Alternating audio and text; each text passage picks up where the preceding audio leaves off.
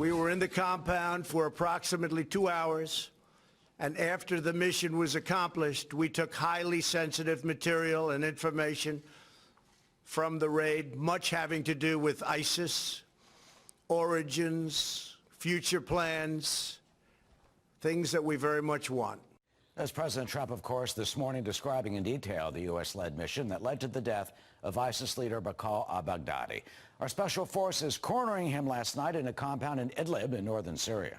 So what does taking down al-Baghdadi mean for our military policy in the region? Florida Congressman Michael Waltz joins us. He's a decorated former Special Forces officer.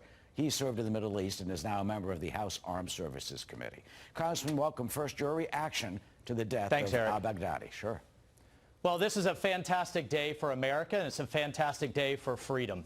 My hat's off to the president for authorizing what was a very dangerous mission operationally, sending our special operators into what was essentially Turkish, Syrian, and Russian-held airspace. That makes it very different in many ways than the raid on Osama bin Laden.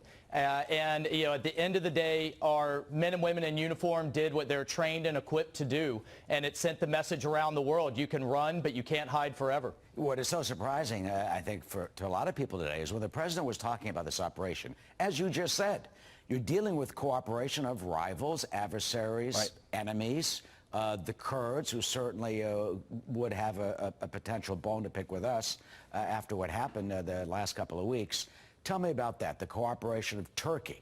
You're dealing with Erdogan, of Putin's Russia, of Syria, Assad, all together to get this done with us. Yeah, I was, and my hat's off to our diplomats as well, and that's why diplomacy is so important. I was pleasantly surprised that the Russians, as the president said, he told them that we were going after ISIS, but not who, but they would be very pleased with the outcome. And so, their air defenses are very sophisticated. We could have jammed, or even if we had to, taken them down, but that would have been a huge escalation. So they stepped aside, looked the other way, let us go in and take care of the business for the entire world. Some other key things here: the fact that we did a DNA test on site to confirm that it was Baghdadi, that we didn't need to do follow-on missions. And the other key thing of authorizing our special operators to go on the ground versus an airstrike, it allows that authentication, but importantly, it allows us to pull off a treasure trove of information which our intelligence community is churning as we speak for follow-on missions. The Kurds are already reporting that we've taken down an Abu Mujahir, which was Baghdadi's right-hand man. So I expect to see over the next few days us to take down more of the ISIS network. But bigger picture, Eric, we have to stay on offense. We were able to do this because we have forces positioned in the region, and ISIS may be destroyed as a caliphate, but it's not as a movement.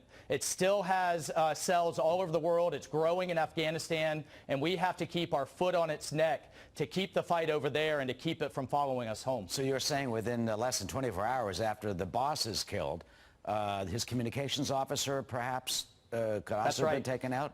Yeah, that's right. He was an ISIS spokesman and his right-hand man. We've already taken him down, and we will be seeking, there will be short-term exploitation of that intelligence to take on any additional targets that we can, and then there will be a longer term to understand where ISIS was going in terms of its long-term planning. But we do know, because al-Baghdadi said so in a recent video, that they plan to reconstitute. They plan for ISIS 2.0 and to come after Europe and the United States again. This is a huge blow to their recruiting.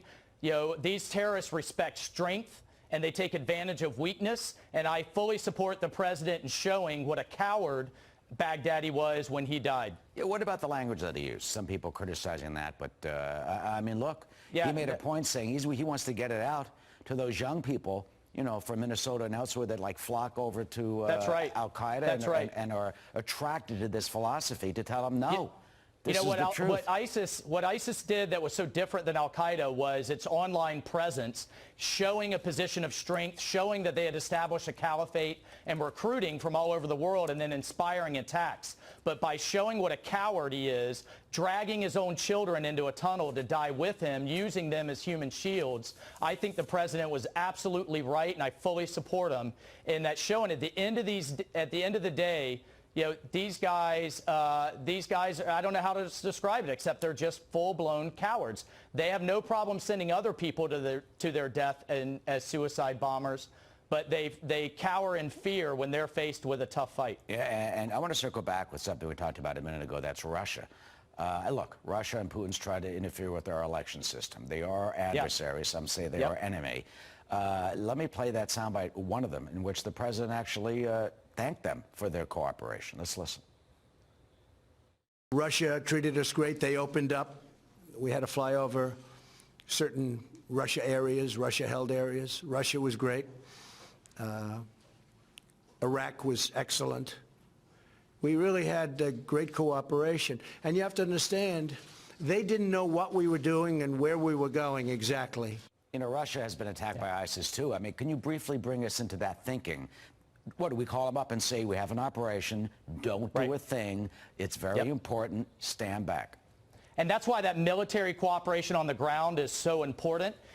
We had kind of a marriage of convenience here, and none of us like ISIS. What I worry about long term, though, is Russia's worried about a lot of other things besides ISIS, and that's why we have to keep a forward presence in Syria and in Iraq. Congressman Michael Waltz, we thank you for your service, and we thank all of your fellow brethren, especially the special ops team who carried out this daring and brave. This was interagency, but I have to say, go Army. Absolutely, okay. Absolutely, we're with you on that. All right. Fantastic.